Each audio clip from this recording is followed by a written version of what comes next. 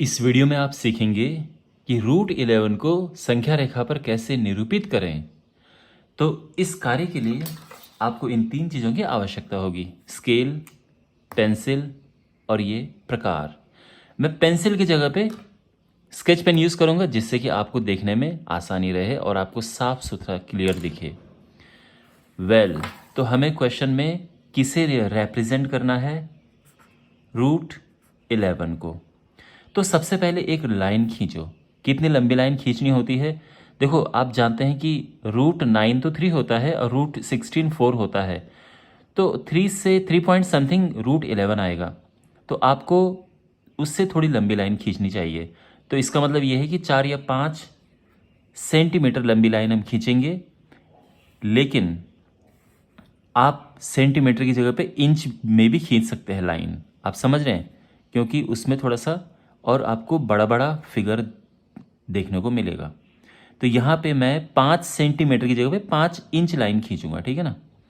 तो यहाँ से ये 1 2 3 4 और 5, तो ये मैंने 5 इंच लाइन खींच दी है। आप और भी लंबी खींचोगे, कुछ फ़र्क नहीं पड़ता है। ओके, अब हमें यहाँ पे मार्किंग करना है।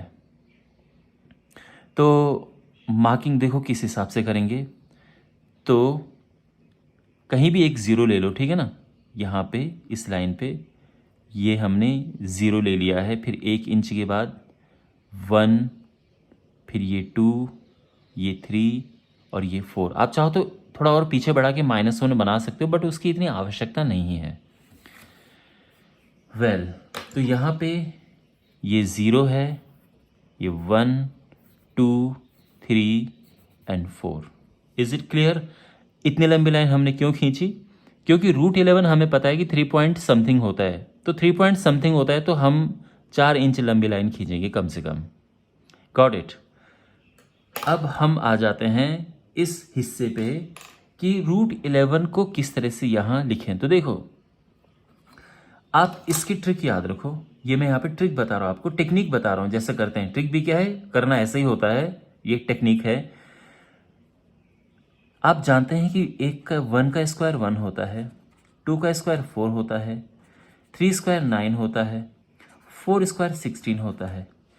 11 को इस तरह से हम लिखेंगे कि वो इनका टोटल हो, 1 4 9, इनका योग हो और सबसे कम से कम संख्याएं आए। यानी ऐसे नहीं कि आप 1 + 1 + 1 + 1 11 बार करते जा रहे हो, वो बहुत बड़ा हो जाएगा।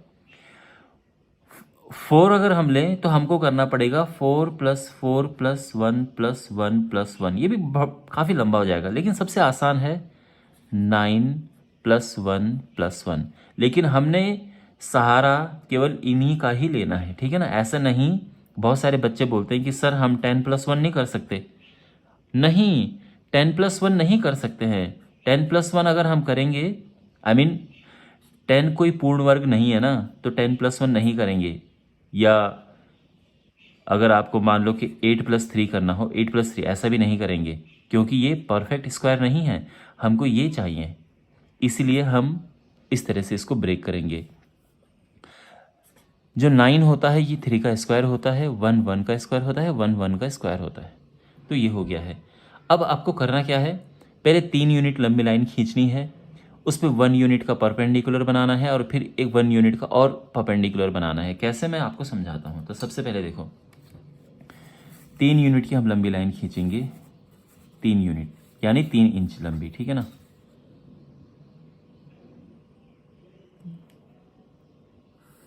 ये हमने लाइन खींच दी है, इसको हम नाम दे देते हैं। देखो, ये 0 और O दोनों का ही काम करता है, तो इसको मैं इस तरह से बना देता हूँ। ये O हो गया और ये A हो गया है, यहाँ पे ये A है। ओके, अच्छा, अब इसके बाद 90 डिग्री बनाते हुए 1 इंच, क्योंकि ये ध्यान दो यहाँ पे हमने OA खींचा 3 यूनिट, 3 यूनिट्स। अब हम यहाँ से 90 डिग्री बनाएंगे और ये 1 इंच लंबी लाइन खींचेंगे। तो हम ये बिल्कुल 90 डिग्री पे 1 इंच लंबी लाइन खींची हमने AB। ये हो गया 1 यूनिट। अब अगर हम इसको यहाँ से मिलाते हैं, ऐसे अगर ज्वाइन करते हैं तो ये क्या होगा,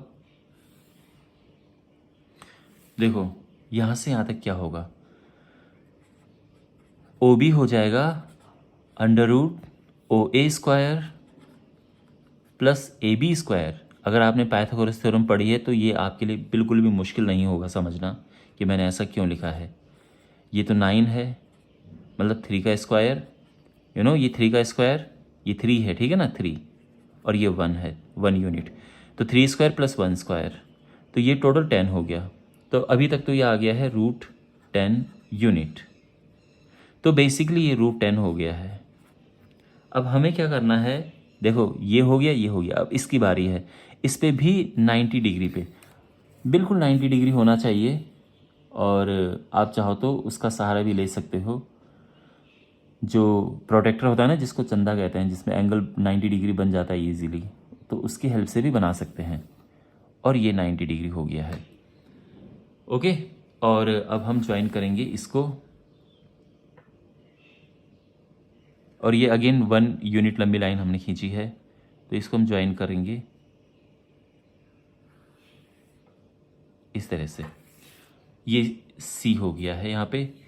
और देखो अब ये ओ सी क्या है, तो ओ सी जो है ये under root O B square, देखो अब इसमें हम पाइथागोरस थ्योरम लगा रहे हैं, O B square plus B C square, O B square यानी रूट 10 का स्क्वायर, तो ये 10 हो जाएगा, और ये 1 का स्क्वायर 1 हो जाएगा, और ये रूट 11 आ जाएगा, और आपको यही चाहिए। तो बेसिकली ये रूट 11 है, लेकिन आपको ये हवा में तो नहीं चाहिए ना, आपको तो इस लाइन पे चाहिए।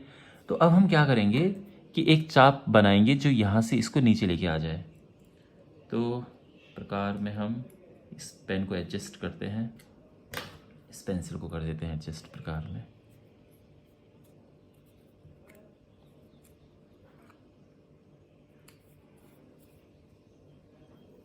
ओके, और यहाँ से हमने ये है,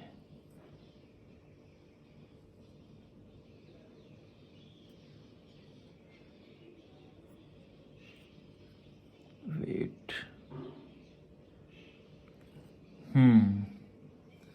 और ये हम इसको ऐसे लेके आ जाएंगे, और ये यहाँ पे इसको हम ले लेते हैं, ए बी सी हो गया, इसको डी ले लेते हैं,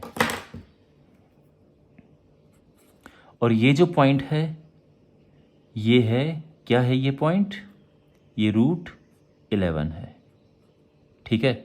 और इस तरह से हमने रूट, तो फाइनली आप लिख सकते हैं कि ओ डी जो है ये किसके बराबर है, ओ डी जो है वो ओ सी के बराबर है, और ये रूट 11 हो गया है। तो हमने रूट 11 को संख्या रेखा पर निरूपित कर दिया है, ओके। तो मैं उम्मीद करता हूँ कि आपको ये अच्छे से समझ आया होगा। कोई डाउट हो तो पूछना कमेंट बॉक्स में।